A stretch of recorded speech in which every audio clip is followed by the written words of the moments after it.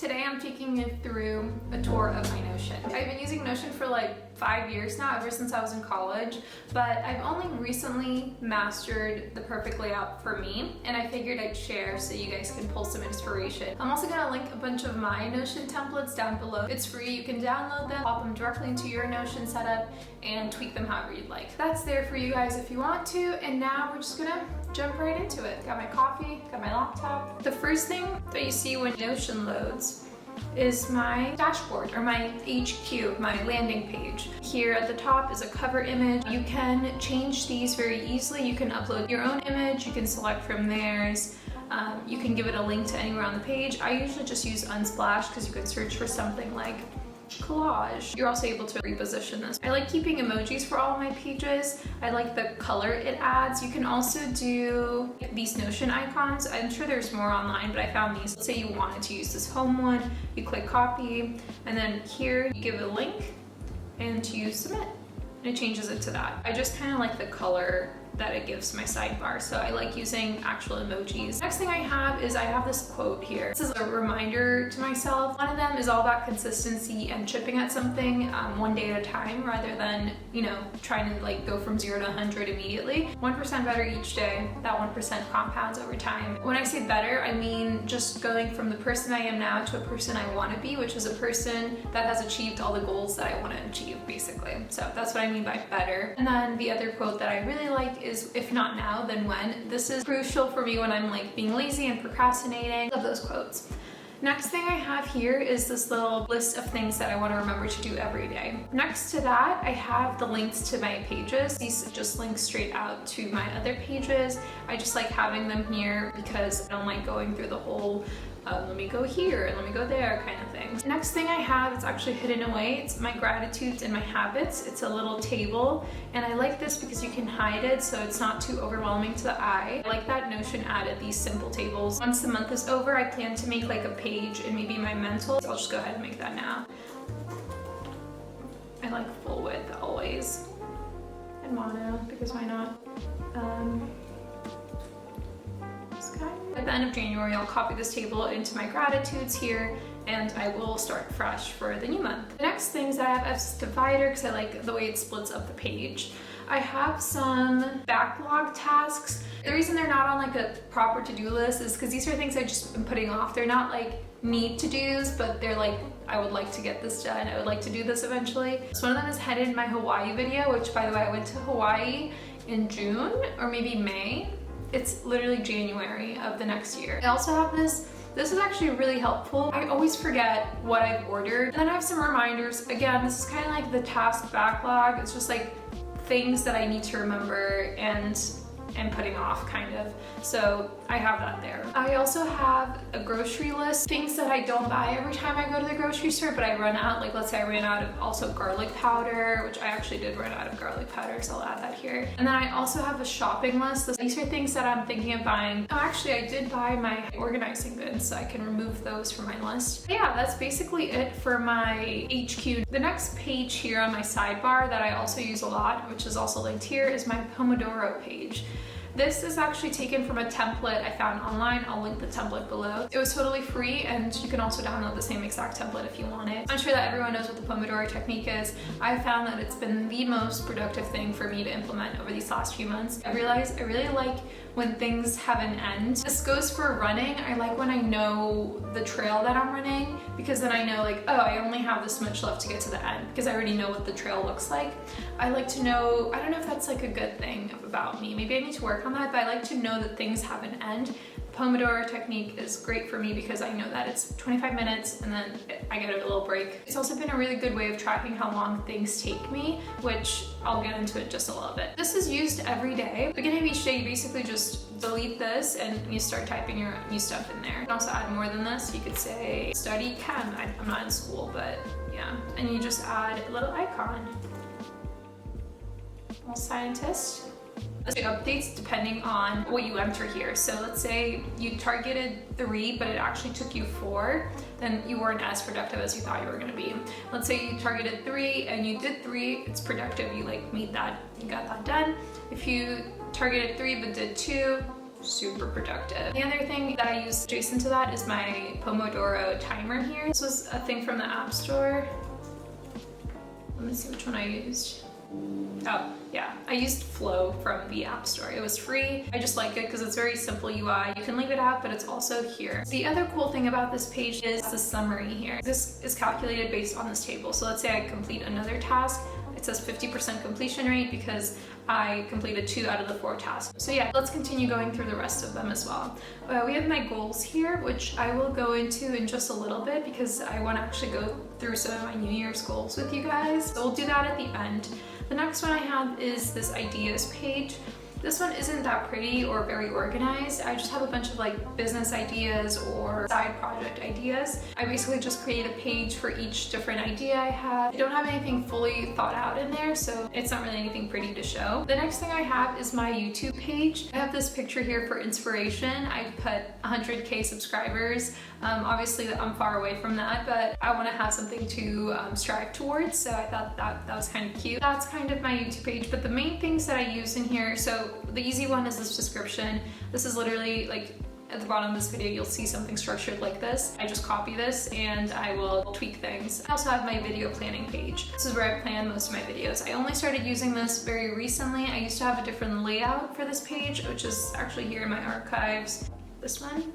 Yeah, it was just very simple and I didn't like it. I've revamped it and now it looks like this. So here I have some upcoming sponsorships. Even though I have another spreadsheet that keeps track of my sponsorships, when I would plan videos, I'd forget that a sponsor deadline was coming up and I wouldn't plan well enough for it. I keep these here just so I remember what things are coming up when I'm planning my videos. And then here I have some video ideas that I want to make. This is a database and you can view this on its own page as well, but I like embedding it in here. Let me go into this a little bit later, but below that I have some video ideas that I want to make, and I put an X if it's been requested or if the question has been asked, and many X's mean it's been asked many times. Now going back to my database of videos here, there's a few things that I like to keep track of. The video name, status, and this is a multi-select, and this will be either planning, editing, filming, I'm uploading, or I'm done. And this is a publish date. You can select the date that you want to publish it. Type in a sponsor. This one doesn't have one, and then if it does have a sponsor, you can type in if it was approved, yes or not yet. And you create a new one. You can blah blah blah, new video idea.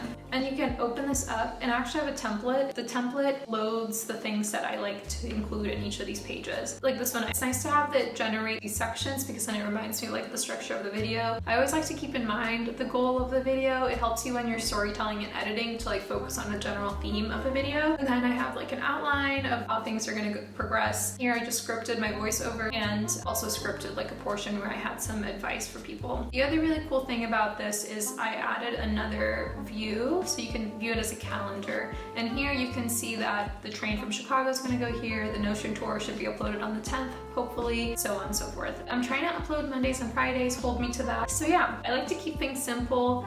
You can definitely do more crazy things with this, but I find that if it's more complicated than this, I will just not use it. The next section I have is a mental section. So here I have my journal. I actually haven't used this a lot, and the biggest reason is because I actually journal on my moleskin. It's on the table over there, but I journal by pen and paper. I use this, I haven't used it in quite a long time, but I'll use this if I am too lazy to write and want to brain dump. It's very simple. You just add a date and then you start typing. So yeah, I haven't used it a ton, but I'm keeping it because I think I will be using it in the future. And like I made this page with you guys, it's the gratitudes page. The next thing I have here is my physical section. This is really to keep track of my workouts. I used to use this workout tracker a lot, but now I have an Apple Watch and I'm using Noom, which has been really helpful. I'm not gonna go into that one that much because honestly, it's not used as frequently anymore. The last sections I have is this miscellaneous section. I have travel plans. I have thing of places I visited. I'm not sure if this is all of them, but, and then when I plan a trip, I will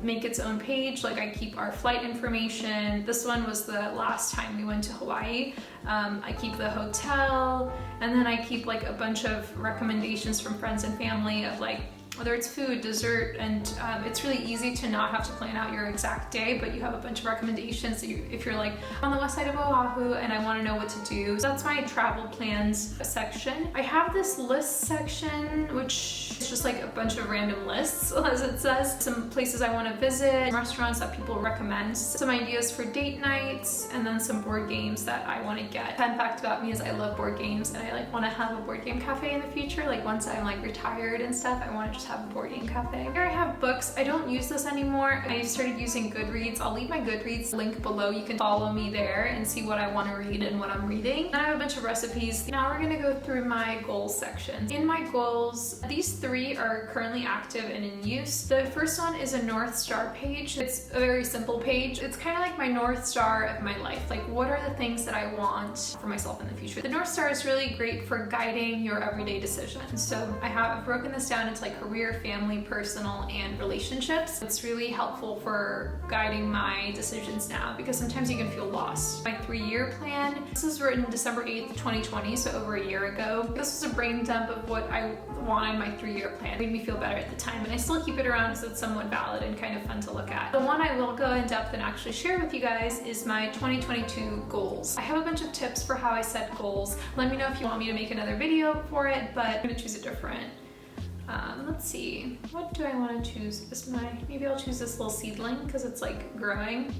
Yeah, that's kind of cute. As it says, it contains my goals for 2022. I have this little image here that I made myself. If you want it, work for it. Very simple. I think you can accomplish anything you want. You just gotta believe in yourself and you gotta work for it. Manifestation without work is not gonna happen. Work without manifestation and believing in it is also not gonna happen. So you need to have both. You gotta believe in yourself and you gotta work for it. And then the other thing I have here is my pillars. I like to split up my goals into 4 pillars. You can have as many or as little as you want. Mine are mental, physical health, and career and YouTube. So those are my pillars for myself. After that, I go into each pillar and kind of set some goals for it. For each pillar, I have like a big picture. These are not measured goals. It's like the big goal with my mental health is to find joy in every moment. That's kind of like the big picture, but if I say that that's my goal for the year, I'll have nothing to measure at the end of the year to understand if I achieved that goal, right? So the bullet points are like the things that I am gonna be working on. This first one, it is really important. That's like my biggest goal, but it's not very measurable,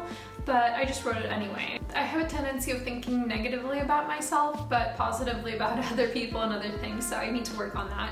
And that's my biggest goal for the year in terms of my mental health. But then I have a few things that are more measurable. So some things that'll help my mental health and are more measurable is I want to have slow mornings. So I want to take time each morning to do my full morning routine. Tracking how many mornings I do my yoga, water, like my full morning routine is going to be helpful for seeing how much I'm actually prioritizing my mental health. The wake up earlier goes hand in hand with the morning routine.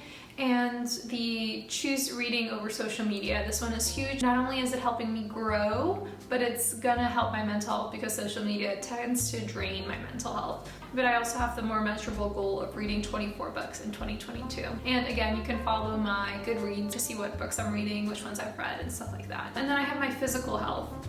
The bigger picture is I want to lose weight, I want to be a little bit fitter in terms of I want to have more muscle definition, and I want to be less stressed about food and weight. That does take up a lot of your mental energy, and I don't want to be at a point where I'm worrying about like, oh, can I have this meal? So that's a thing that I want to strive towards, and then I have a few things that I am working towards doing. So, I want to practice yoga daily. Again, I have another goal in here that's not very measurable, which isn't great because I say work on relationship with food. I guess I don't know exactly how to measure that, but I think it's something that I want to keep there just so that I know it's a goal of mine. My next pillar is my sweet career, just like my general career.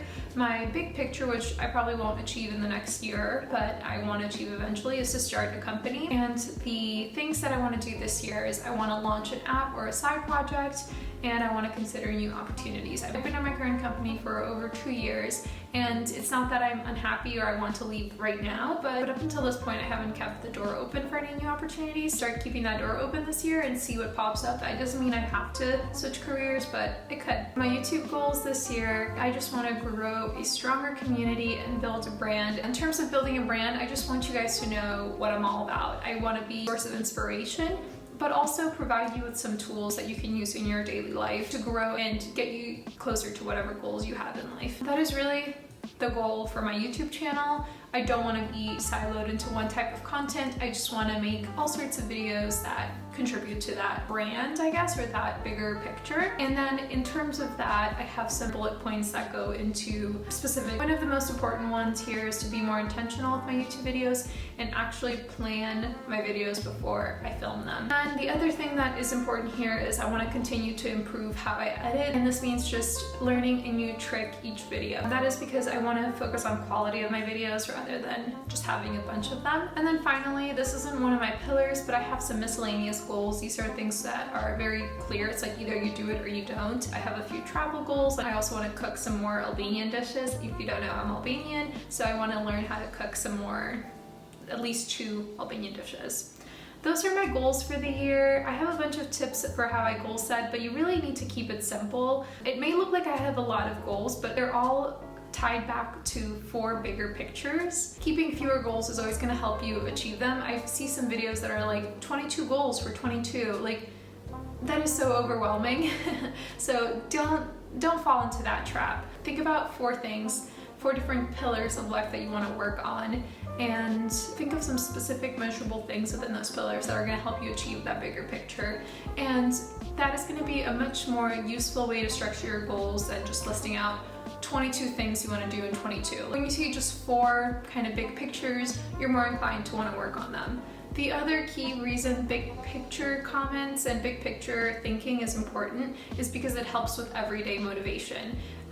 Think back to that 1%. If I'm focusing on just a single goal, but I don't understand how it's going to tie back to what I want for myself in the future, I may be less inclined to work on it. But if I know that it's tied to something big, some big goal that I really want, then I will be more inclined to work on it. So I really like big picture thinking when it comes to goal, or tying it back to a big picture. The sun is coming in, and I think that's all I have for you for my Notion tour. I hope you guys found something interesting. Thank you again for watching. I'll see you in the next video.